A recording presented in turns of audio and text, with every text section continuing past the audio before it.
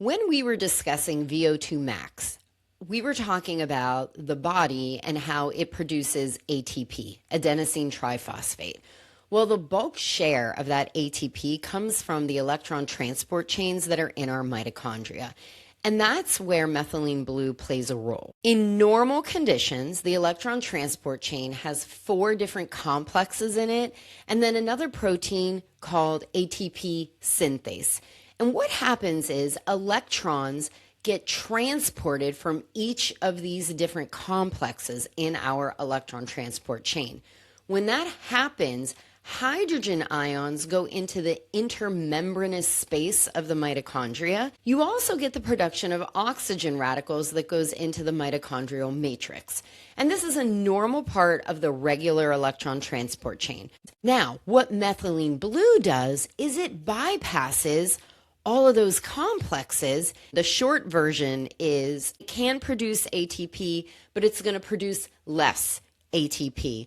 In a regular, normal functioning, healthy electron transport chain, NADH is going to give about 2.5 molecules of ATP.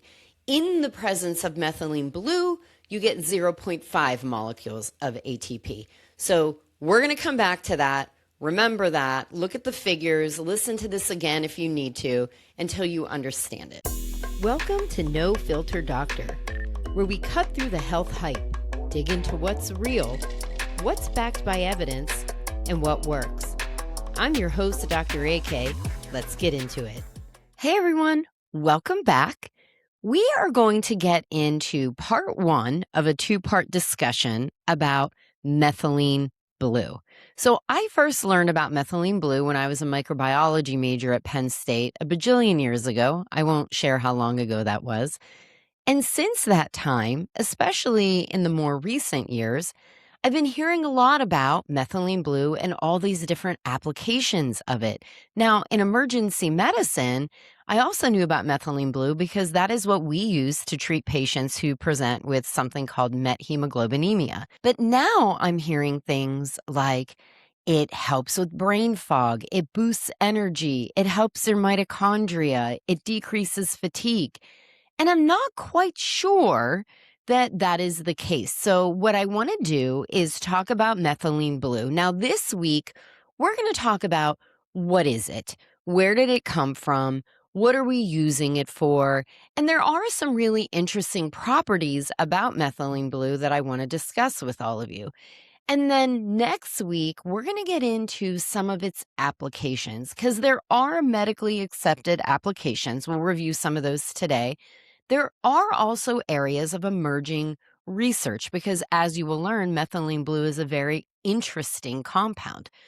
But then there's all these other claims, and I want to talk about the evidence of that. So before we get into all of that, let's cover the basics this week. The first thing you need to know is that methylene blue is actually a synthetic dye. It's not some natural existing compound. It was discovered in 1876, and it was initially used to dye cotton textiles blue.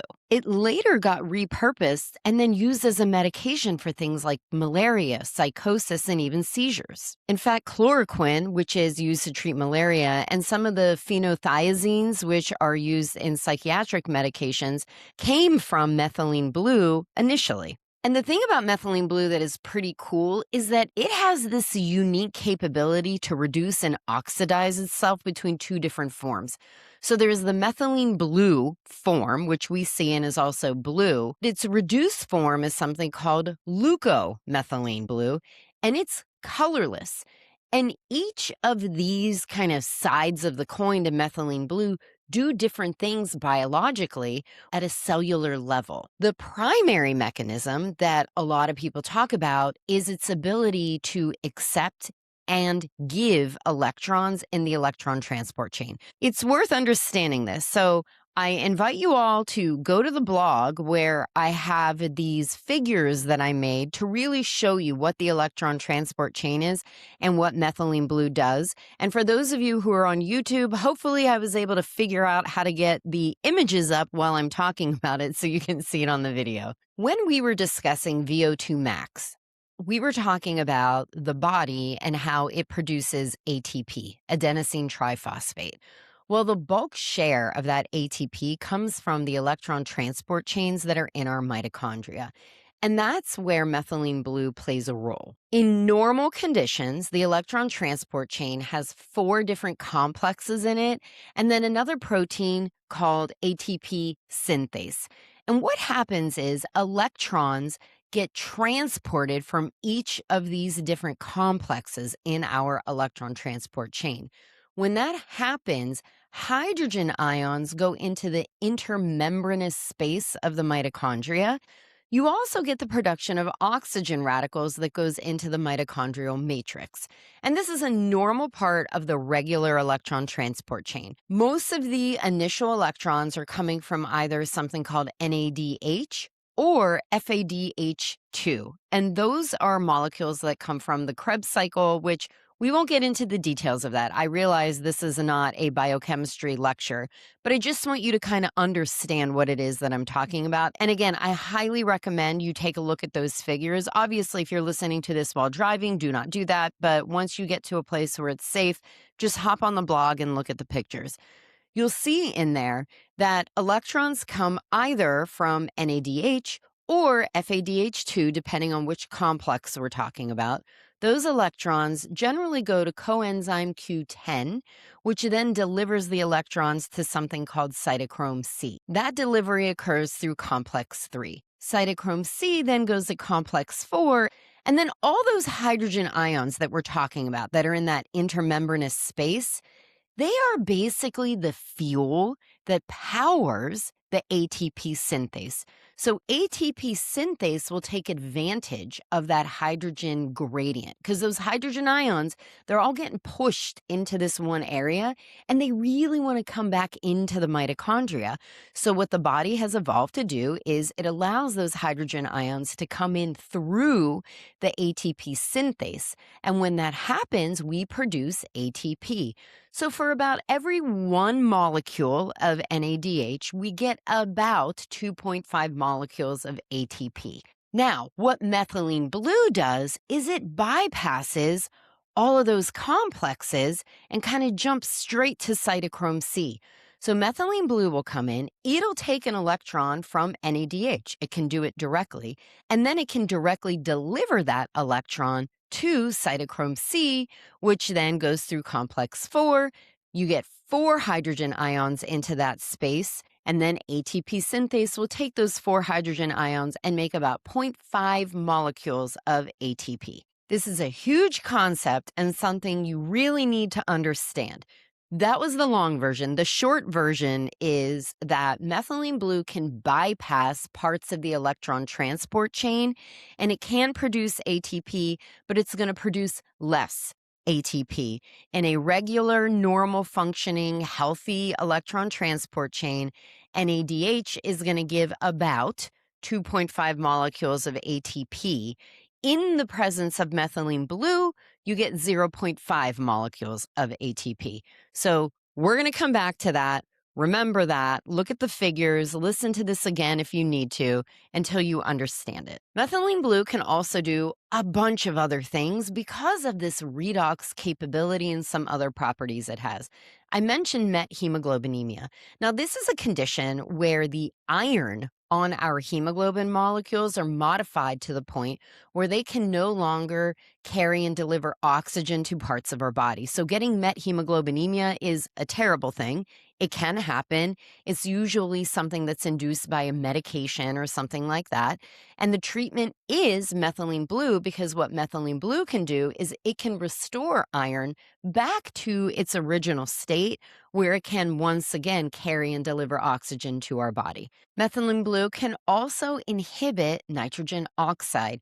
This is a tiny little molecule that's very short acting. It doesn't last very long in our plasma, but when it's there, what it can do is it can cause our blood vessels to dilate. It's also used as a signaling molecule. So methylene blue can block that. It's also a monoamine oxidase A inhibitor. We have certain neurotransmitters in our brain, things like dopamine and serotonin. Those are monoamine neurotransmitters. And what monoamine oxidase does is it can break those neurotransmitters down. When you block monoamine oxidase A, you block the breakdown of those neurotransmitters, which allows more of them to be available for use at the receptor site.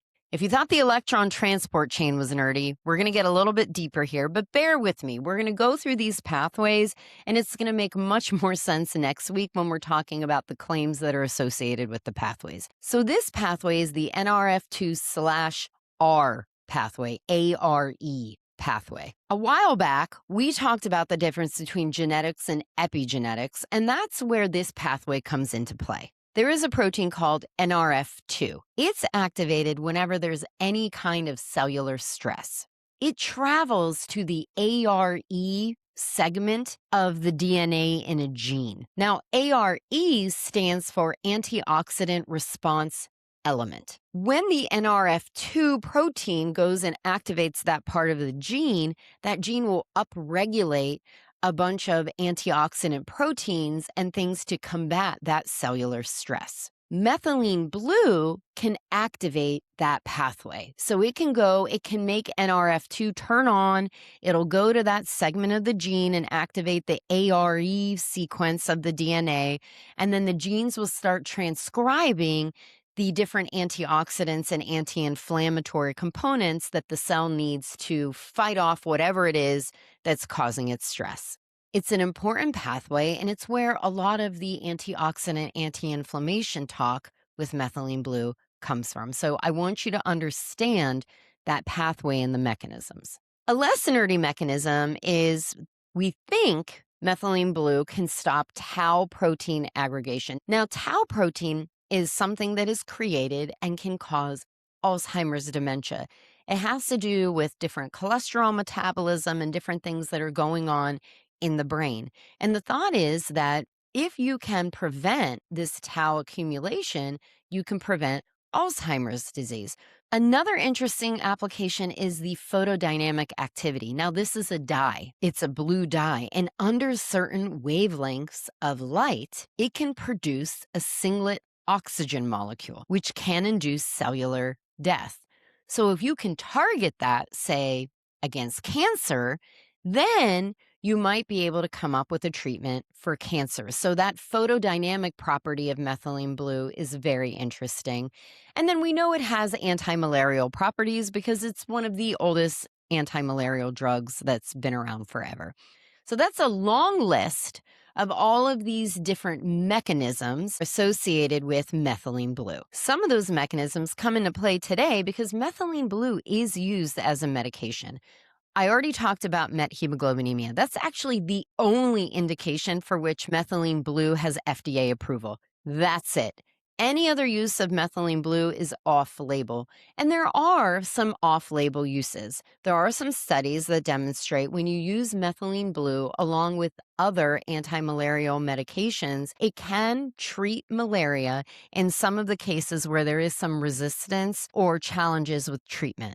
It's also used to treat a type of encephalopathy that occurs with cancer treatments, specifically ifosfamide-based cancer therapies. Patients undergo these different chemotherapies. Some of them become very confused, encephalopathic, and methylene blue has been used to treat that encephalopathy. Some other uses are in cases of shock. One of them is in septic shock, and the other one is in post-cardiac vasodilatory shock. So what happens in both of these instances is your veins get big and they dilate. When that happens, they hold more fluid and less of that blood is coming back to your heart, and it can cause your blood pressure to drop significantly. And these are both critical illnesses. We need your blood pressure to be up so that oxygen is getting to all of the vital organs. Methylene blue has been used in cases of septic shock and in post-cardiac surgery vasodilatory shock. But it is not used haphazardly because methylene blue has something that's called a hormetic dose response. And what that means is at low doses, it can do these really great things and help treat all these conditions. However, once you reach a certain dose, it will cause harm. So while it's used to treat methemoglobinemia, it can actually cause it. It can completely decouple an electron transport chain. It can induce cell death. So it's really important to know that about methylene blue. Based on cell culture studies and animal studies, we think the toxic dose starts to kick in once you're about 2 milligrams per kilogram of body weight. That's typically an intravenous dose, but methylene blue has a really high bioavailability, meaning whatever you take orally, a lot of it will make its way into your bloodstream. It won't necessarily be there for a long time, but it will make its way into the bloodstream. And so that 2 milligram per kilogram IV dose is also considered the caution point of any oral dosing as well. Things like dangerously low blood pressure, wheezing, low levels of oxygen have been reported at 3 milligrams per kilogram IVs. The other thing to consider is methylene blue can also accumulate. So if you are taking repeated doses, even if the dose you're taking is under that concerning level, it can accumulate and you can reach toxic levels that way as well. There are also adverse effects and contraindications associated with methylene blue. And there are FDA black box warnings. So it's really important that people know this and they're not blindly engaging with methylene blue without all of this information. So we talked about methylene blue's mechanism of MOA inhibition and how that can allow certain neurotransmitters to increase and accumulate. The one that's specifically concerning is serotonin. There are a lot of medications that accumulate levels of serotonin. So if you happen to take methylene blue with any of those other medications, you can get something called serotonin syndrome, which can be fatal. So there are things like Prozac and Lexapro. Those are the SSRIs that you may hear about, dextromethorphan, certain opiates, other monoamine oxidase inhibitors. All of those plus methylene blue can result in serotonin syndrome. And I don't want to minimize this. I'm saying potentially fatal because if you seek medical care, we can help take care of it. However, if you're at home and you're on any of these medications and then you decide, I'm going to take methylene blue to boost my energy, and you end up with serotonin syndrome and you don't seek help, you're probably going to die. It is that dangerous. There's also a concern for hemolytic anemia in patients with a condition called G6PD deficiency. Now, G6PD stands for glucose 6 phosphate dehydrogenase. You don't necessarily need to know what that is. I'm not going to get in the whole NADPH pathway, but I will tell you that G6PD deficiency is one of the most common enzymatic deficiencies in the world. Approximately 500 million people are affected. So if you happen to be one of these people and you take methylene blue, you can get a hemolytic anemia, which basically means your red blood cells are exploding, and then you have compromised oxygen delivery and a whole bunch of other complications that can occur from it. Now, there are other conditions that you should know as well that don't meet black box warning, but they're important. So people with kidney disease, they are not clearing the methylene blue out of their plasma the way someone with perfectly healthy kidneys are doing.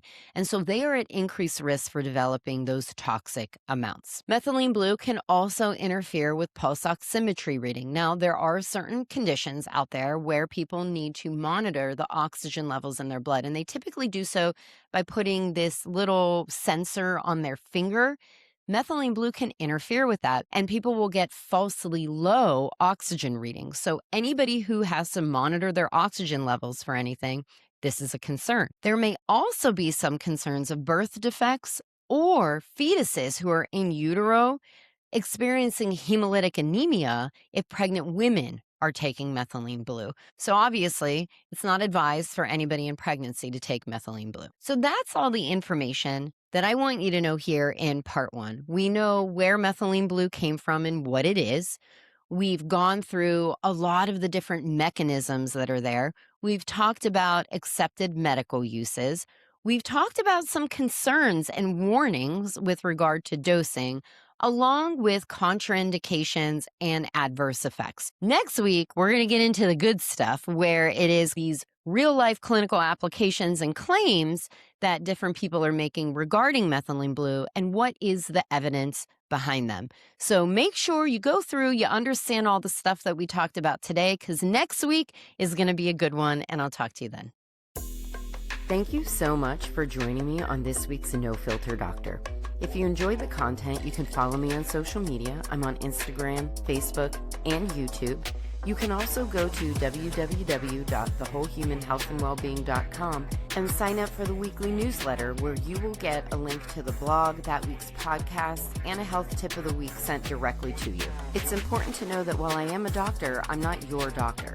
This podcast is for educational and informational purposes only, and it's not intended as medical advice. Listening to this podcast does not establish a doctor-patient relationship. The information discussed should not be used to diagnose, treat, or prevent any medical condition, nor should it replace individualized medical care. If you have questions or concerns about your health, please contact your own healthcare provider. Any decisions to delay or forego a medical evaluation or treatment based on the information discussed in this podcast are made so at your own risk. My only financial disclosure is my medical practice, The Whole Human Health and Wellbeing. Take care, and I'll talk to you next week.